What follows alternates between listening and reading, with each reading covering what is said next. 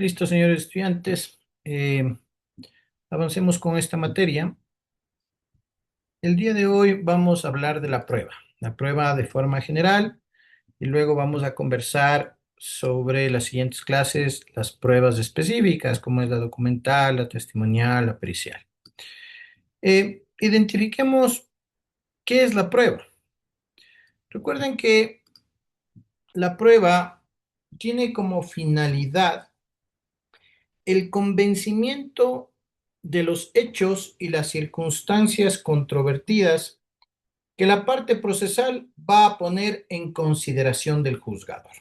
¿Ok? Es así que la prueba tendrá que ser adjuntada siempre, ya sea en el acto de proposición demanda, el acto de proposición contestación a la demanda, o la reconvención y su contestación. Es decir, nosotros siempre tenemos que presentar la prueba al momento de ejecutar estas fases procesales. Yo no puedo introducir prueba después de haber presentado la demanda, salvo ciertas excepciones que la norma establece. Ahora, la prueba también a la cual es imposible tener acceso, esta debe de ser obligatoriamente anunciada, porque aquella que no se anuncie mal podría ser introducida en audiencia. Pero nosotros tenemos un mecanismo para poder acceder a esa prueba, ¿no es cierto? ¿Se acuerdan del acceso judicial a la prueba, ¿no es cierto? Ese mecanismo es el que yo voy a utilizar para poder acceder a esa prueba y luego practicarla en la audiencia que corresponda, independientemente de que no haya podido presentarla o adjuntarla en mi acto de proposición, pero sí la anuncié y solicité su obtención. Por eso es que todo tipo de información o documentación que no pueda obtenerla yo, debo de acceder al auxilio del órgano jurisdiccional, ¿cierto? A fin de que éste disponga el acceso de esa prueba. Ahora, la prueba tiene que ser siempre practicada de forma oral en la audiencia, ya sea de juicio o en las audiencias únicas en las fases que correspondan. ¿Con qué objetivo? Con el objetivo de demostrar los hechos que se encuentran en controversia y que evidentemente su práctica y su obtención no vulnere ningún tipo de procedimiento ni la ley en su ejercicio. Ahora, la prueba para ser admitida debe de reunir ciertos tipos de requisitos que ya lo hemos conversado: la utilidad, la pertinencia y la conducencia. Si no cumplimos con estos tres requisitos, la prueba no podrá ser considerada por el juzgador para su práctica.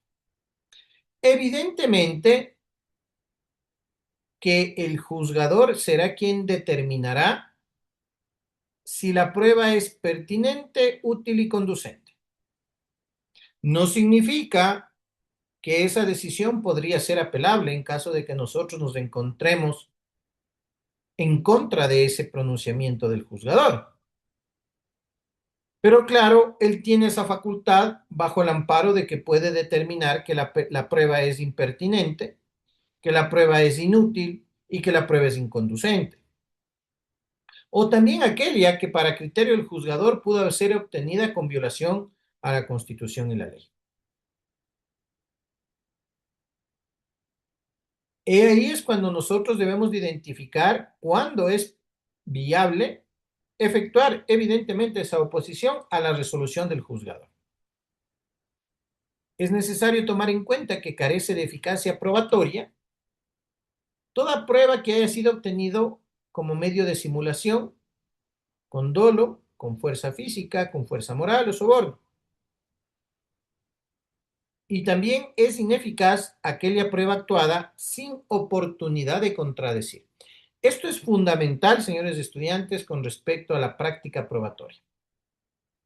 Toda prueba practicada por alguna de las partes procesales tiene que ser sujeta a la contradicción. Si es que no es sujeta a la contradicción, esta podría ser considerada ineficaz y claro, deberían de ustedes como parte procesal y como defensa técnica sustentarla en la respectiva audiencia.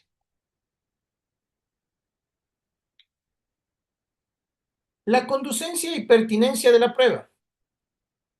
¿Qué es la conducencia? La conducencia de la prueba consiste en la aptitud del contenido intrínseco y particular para demostrar los hechos que se alegan en el caso. La prueba deberá referirse directa o indirectamente a los hechos o circunstancias controvertidos. Doctor, no sé si es la presentación, pero no se está pasando las diapositivas.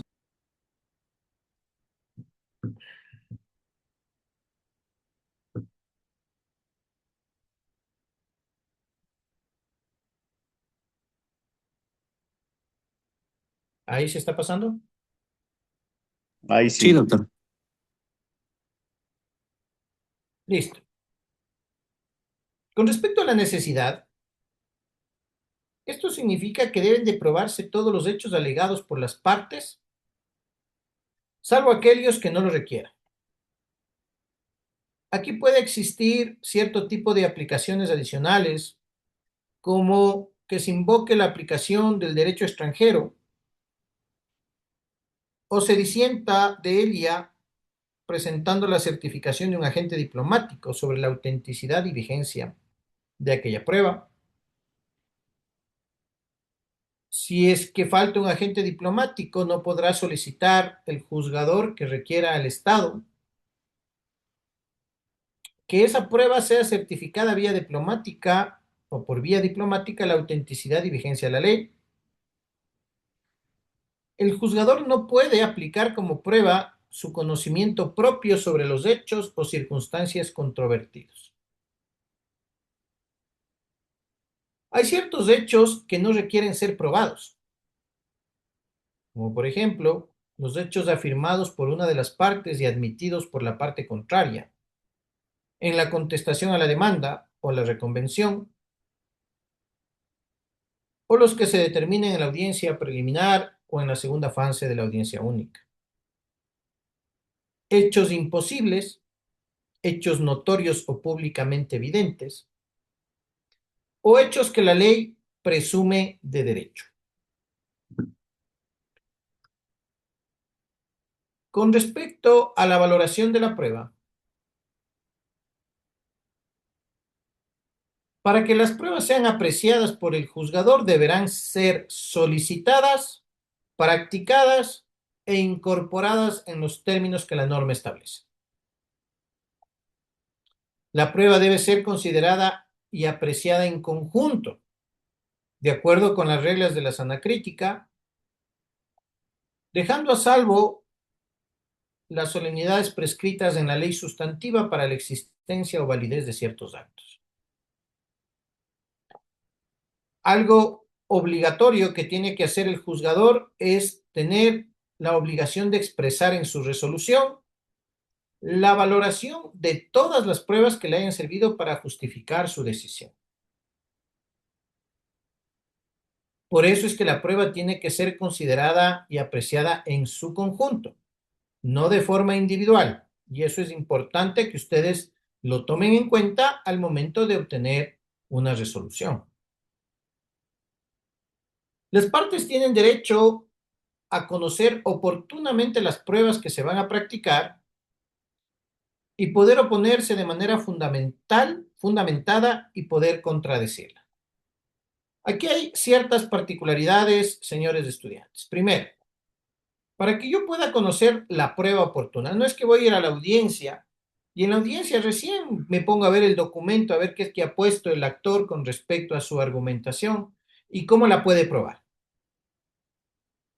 Tanto el actor como el demandado, en un inicio el demandado, antes de contestar su demanda, tiene que ir a revisar el proceso.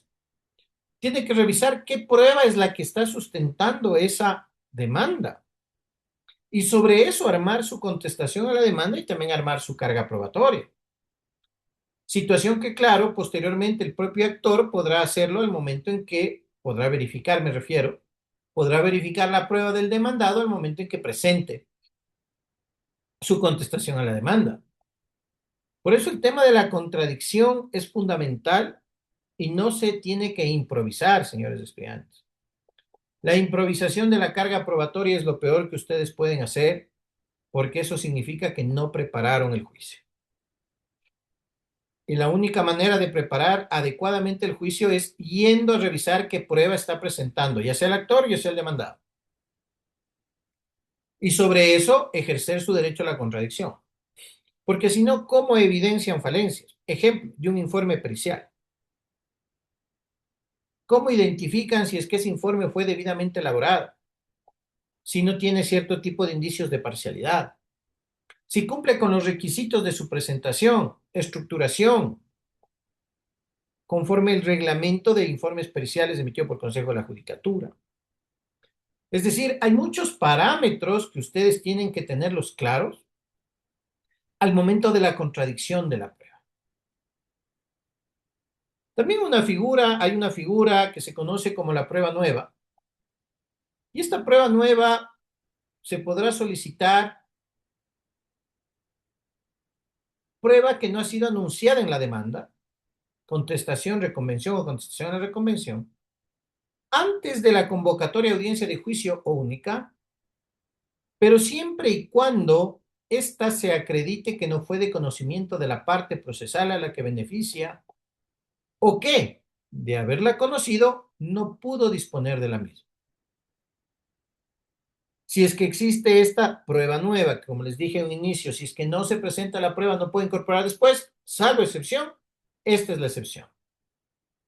Y claro, esta decisión de prueba nueva es exclusivamente del juzgador, quien puede aceptar o negar esta solicitud de acuerdo a su sana crítica. También existe la figura de la prueba en el extranjero. Esta prueba se la practica en relación a declaraciones de parte o declaraciones de testigos que pueden estar en el extranjero, en donde se notifica a los funcionarios consulares del Ecuador del lugar para que las reciban a través de medios telemáticos. Tratándose de otros medios probatorios o de no existir funcionario consular, se podrá librar exhorto o carta rogatoria a una de las autoridades judiciales del país con las que han de practicarse las diligencias. Aquí vamos a tener una pausa, señores estudiantes, en relación a este prueba en el extranjero.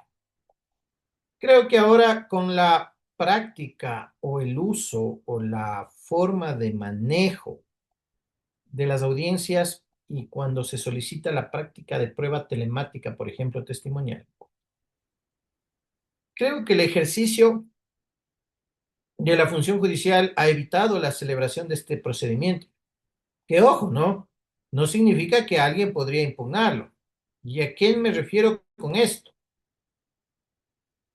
Yo he practicado, han practicado en audiencias, en donde ustedes convocan como testigo, por ejemplo, a una persona que reside en Estados Unidos, en Nueva York. Ustedes ponen eso en su acto de proposición, que quiere que renda el testigo el señor Alex Izquierdo, a quien solicito que se le tome vía telemática, dado que no se encuentra en el país. ¿Ok? El juez coge y otorga y concede, otorga los links. Y la pregunta es, ¿se cumplió este procedimiento? Para nada. Llamémoslo así, la costumbre judicial ha derivado a que ahora con la tecnología nos conectamos vía Zoom y estamos listos. No necesito hacer carta rogatoria, no necesito hacer una notificación al funcionario consular para que reciba mediante medios telemáticos, sino el mismo juez. Ese rato coge, le manda, se conecta, señor, ¿dónde está usted? ¿Quién es? Identifíquese. Perfecto, le escucho. ¿Se acabó? es un tema que ustedes tienen que tomar muy en cuenta, ¿no? Que no significa que mañana aparezca alguien alegando este tema. También tenemos la prueba para mejor resolver.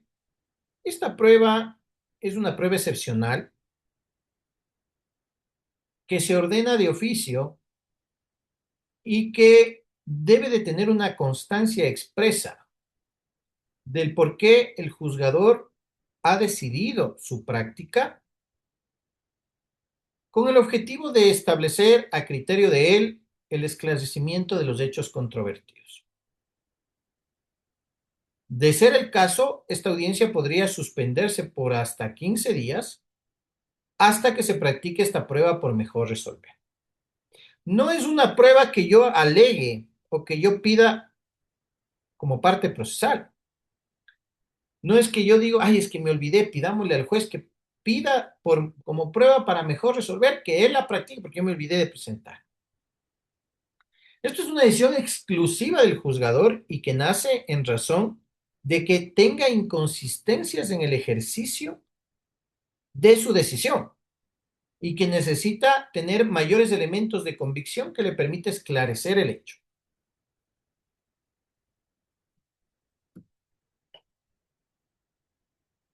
Ahora hablemos de la carga de la prueba. Como principio general, es obligación de la parte actora probar los hechos que se han propuesto afirmativamente en la demanda y que ha negado la parte demandada en su contestación. La parte demandada no está obligada a producir pruebas si su contestación ha sido simple o absolutamente negativa, pero sí deberá hacerlo si su contestación contiene afirmaciones explícitas o implícitas sobre el hecho, el derecho o la calidad de la cosa litigada. Bajo este principio, el juzgador ordenará a las partes que pongan con anticipación suficiente a disposición de la contraparte la prueba para que la prueba que está en su poder, así como dictar correctivos si lo hace de manera incompleta.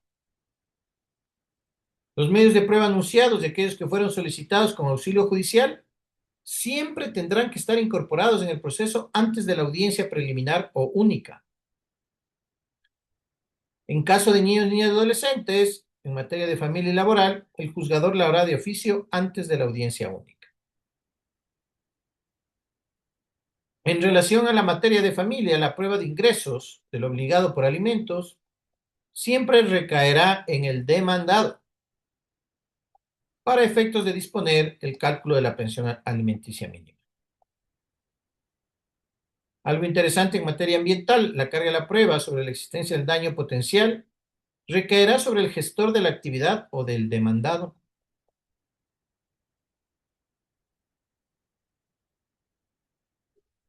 En materia contencioso tributaria y administrativa, cuando el administrado entrega copias simples del acto administrativo como prueba a su favor, es obligación de la administración cumplir y remitir las actuaciones administrativas conforme lo señala el 309 del Código Orgánico General de Procesos, para que el juzgador valore la prueba documental en su conjunto. Esto es algo interesante en relación de los actos administrativos, en donde es obligación de la administración pública siempre remitir copia certificada de todo el expediente administrativo relacionado a la impugnación que se está ejecutando, a pesar de que yo presente copia simple.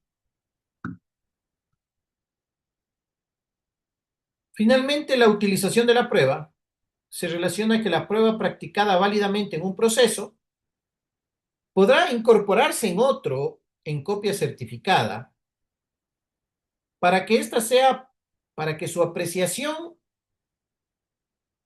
pueda ser considerada en relación al proceso original y claro, siempre y cuando se haya practicado a pedido de la parte contra quien se la quiera hacer valer o que ésta haya ejercido su derecho a contradicción. En este punto es interesante, por ejemplo, yo tengo dos juicios en contra de la persona J. En el un juicio yo utilicé prueba, practiqué prueba, inserté prueba y esa consta en ese proceso. Pero en el juicio 2, que también estoy haciendo a J, necesito que esa prueba también sea incorporada en este proceso 2. Yo lo que tengo que hacer es presentar un escrito en el juicio 1 diciendo que se otorgue copia certificada de la prueba a fin de que sea remitida, a fin de que ésta sea incorporada en el proceso 2 que estoy siguiendo en contra de J. ¿Por qué tengo que hacer en ese sentido? Y previa notificación contraria a la parte. ¿Por qué? Porque yo tengo que informarle a la otra parte procesal que voy a utilizar también esa prueba en el juicio 2 para que tenga plena validez. Esto es una particularidad que deben de tomar muy en cuenta. Con respecto a la presunción judicial, es importante indicar que los actos, circunstancias o signos suficientemente acreditados a través de la prueba y que además sean graves, precisos y concordantes, adquieren una significación en su conjunto que van a permitir conducir inequívocamente al juzgador al convencimiento de los hechos y circunstancias que han sido expuestas con respecto a los puntos controvertidos.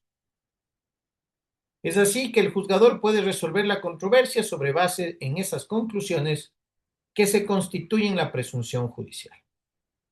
En este tema es importante, señores estudiantes, tomar en cuenta algunos parámetros. Cuando yo practico la prueba, ya sea documental, testimonial, pericial, la prueba tiene que tener concordancia la una con la otra.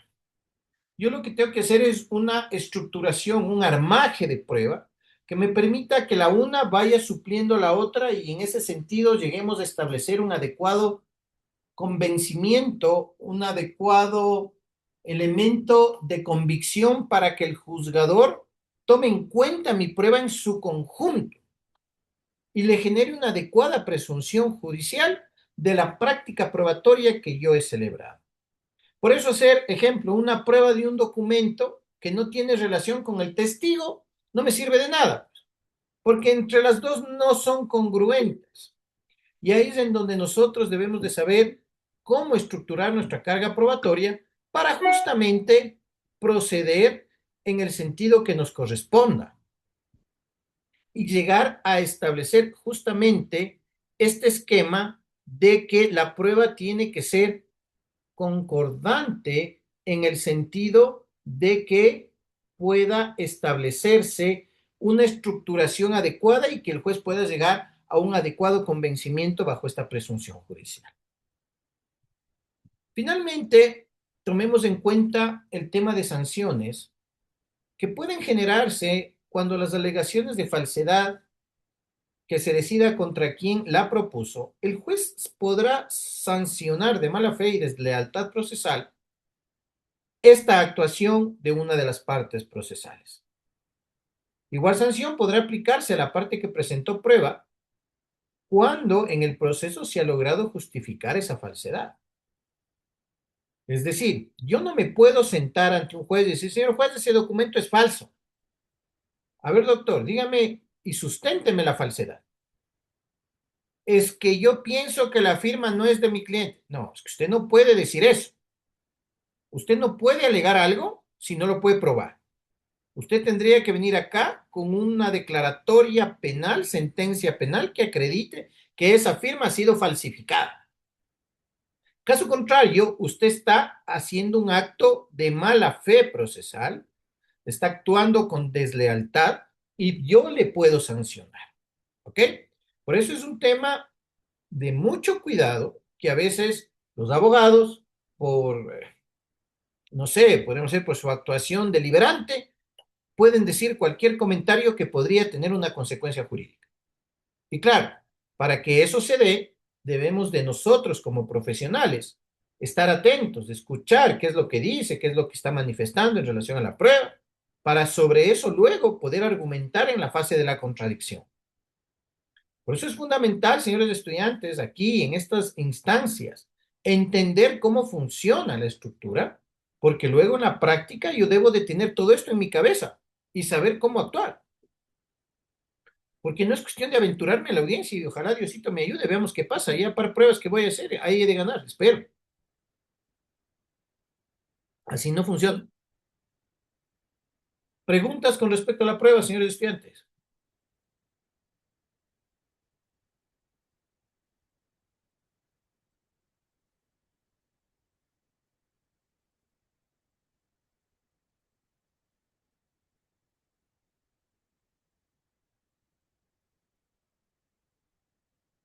¿Ninguna? ¿Todo claro? ¿La prueba quedó totalmente clara? ¿Los elementos? Doctor, perdón, buenas noches.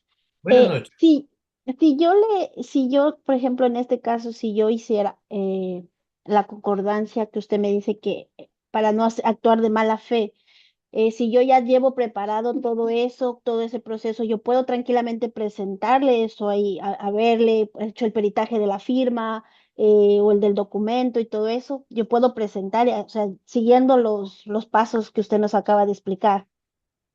A ver, pongamos el ejemplo práctico en relación a su duda. Si me están demandando, por ejemplo, el incumplimiento de un contrato, ¿ok? Ya. Y en esa demanda me están diciendo que yo he incumplido y yo estoy contestando. Mi teoría del caso es que yo no suscribí ese contrato, que esa no es mi firma. Entonces, si no es mi firma, ¿yo por qué tengo que ser demandado en un incumplimiento contractual?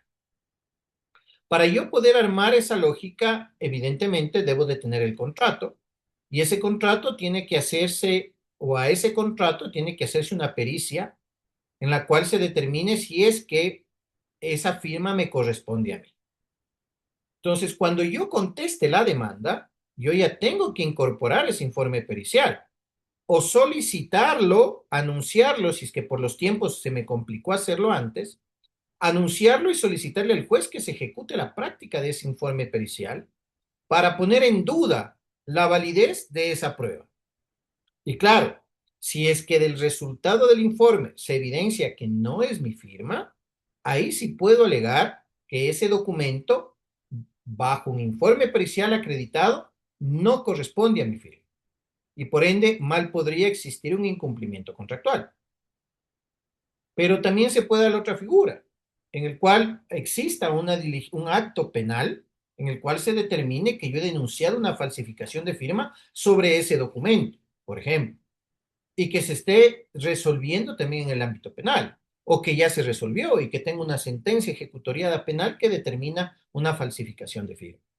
Entonces, hay varios escenarios. Todo depende de qué suceda, cómo esté al momento de que ustedes tengan la demanda, porque claro, ustedes como abogados, al momento en que les llega el caso, tienen que armar su estructura, armar su estrategia y saber por dónde van, qué hacer, qué pido, qué no pido, qué prueba manejo, cuál va a ser mi teoría, por dónde vamos a ir a hacer la defensa, porque de eso se trata. No es cuestión, reitero, de yo improvisar y ver cómo me va en el proceso y ver si es que me resulta o no me resulta. Por eso es fundamental tener claro todos estos parámetros. No sé si quedó claro. Sí, sí, doctor, muchas gracias. Perfecto. ¿Alguna duda adicional?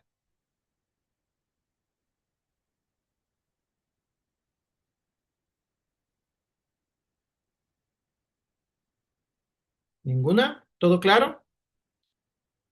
Bueno, señores estudiantes, si es así, les agradezco su presencia. Verán que aquí ya tienen su tarea de esta semana, ¿no? No se olvidarán de hacer, por favor. Nos estaremos viendo la próxima clase. Les deseo una muy buena noche. Gracias, doctor. Profe, buenas noches. Disculpe una pregunta. Sí, dígame. ¿Cómo está, profe? Buenas noches. Disculpe que le interrumpa. Le comento, lo que pasa es que la semana pasada no me pude conectar a su clase por lo que estaba en el trabajo. Por lo general yo veo sus clases los fines de semana. Pero la semana pasada teníamos una tarea y yo no la subí porque había un inconveniente en la plataforma. Era sobre la tarea de citación, Ujú. ¿cierto? Entonces, el fin de semana verifiqué y parece que usted ha habilitado la tarea para subirla ese día en la noche, pero yo como no me pude conectar, no la pude subir. Entonces yo lo que hice fue escribirle por medio de los comentarios y le adjunté la tarea ahí este fin de semana, porque el día que yo quise subir no estaba habilitado. Decía que la tarea estaba bloqueada porque pertenecía a otro módulo. Inclusive le adjunté también la captura de pantalla que yo hice ese día y se la adjunté en los comentarios. A ver, señor Isa, tal cual le comenté a su compañero, lamentablemente las pruebas presentadas extemporáneamente no puedo hacer. Recordemos que las tareas tienen una semana de tiempo para subirlas, no es que tienen de un día al otro. Claro, Y así ha sido en todas las clases. Entonces, si es que usted tiene una justificación adecuada, preséntela para yo poder habilitar. Si usted me subió en comentarios en un día fuera de lo que se presentó la tarea, lamentablemente yo no voy a poder tomarla en cuenta porque está fuera del tiempo presentado. claro. Sí, pero profe, la captura es del día antes de que se cierre la tarea, la captura, que la junté. Mándeme un correo electrónico con toda esta particularidad para yo revisar de ser el caso. Ya, listo. Yo le envío la captura con los detalles, la fecha y la hora, ya. Que ¿Ok? fue antes de que se cierre la tarea. De Listo, acuerdo, profe, gracias. con gusto. Listo, señores estudiantes, les agradezco su presencia. Nos estaremos viendo la próxima clase. Muy buenas noches. Muchas gracias, doctor. Gracias, compañero. Gracias. Gracias, doctor. Gracias, muchas gracias.